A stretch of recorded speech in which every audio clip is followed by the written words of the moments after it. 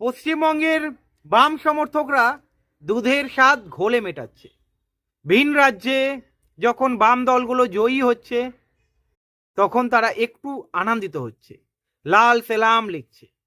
কিন্তু পশ্চিমবঙ্গের কি হালাত আজকের ভাবতে হবে।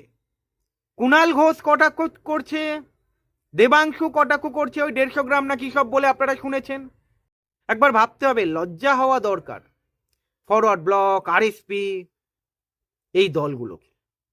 সময় এসেছে টাইট দেওয়ার, টাইট দিতে হবে ফরওয়ার্ড ব্লক, আরএসপি কে। কতদিন আর সিপিআইএম এর কাঁধে উঠে নাচবে এরা? একটা বাচ্চাও নিজের পায়ে হামাগুড়ি দিতে দিতে হাঁটতে শেখে, কিন্তু ফরওয়ার্ড ব্লক, আরএসপি, সিপিআই পশ্চিমবঙ্গে সারা জীবন সিপিআইএম এর ঘাড়ে বসে রয়ে গেল, নিজেদের দমে সংগঠন শক্তিশালী করতে পারল না। আরে এই দলগুলোর কি যুব নেতা নেই, যুবনেত্রী নেই? কেন দেবাংশু, কুণাল কটাক্ষ করবে না বলুন তো? কেন করবে না? আর যারা সমর্থক রয়েছেন, আমি জানি আপনারা আশাহত, তবে আবার বলছি, যতদিন না পর্যন্ত ওই ফরওয়ার্ড ব্লক, আরএসপি নিজের পায়ে দাঁড়াতে শিখবে, যুব নেতা নেত্রীকে সামনে সারিতে আনবে, কিচ্ছু হবে না। ওই নরেন চ্যাটার্জি, আরএসপির মনোজ ভট্টাচার্য, আপনাদের বলছি একটু গদি ছাড়ুন, তরুণদের সুযোগ দিন। পারলেন না তো 2011 সালের পর থেকে সংগঠন শক্তিশালী করতে, এবারে শক্তিশালী করার কাজ করুন। আরে ফ্যাসিস্ট দলগুলো এসে ক্ষমতা দখল করছে, আর আপনারা গরিবের পার্টি নিজেদের বলেন, সমাজ পরিবর্তনের ডাক দেন।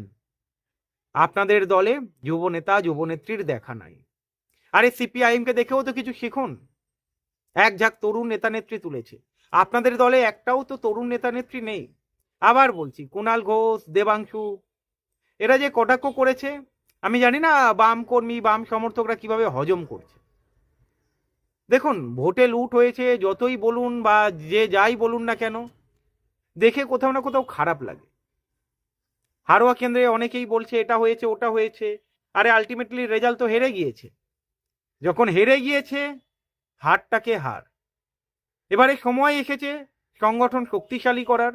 যেমন মোহাম্মদ সেলিম বলেছেন, সংগঠন শক্তিশালীতে মন দিয়েছে, শক্তিশালী করার কাজে কিভাবে আরো শক্তিশালী করা যায় সেই দিকে ঝাঁপাচ্ছে। আমি বলবো সঠিক সময়, কারণ বিজেপি পারবে না পশ্চিমবঙ্গে, সেটা অনেকেই বুঝে গিয়েছে, বিজেপির সমর্থকরাও বুঝে গিয়েছে।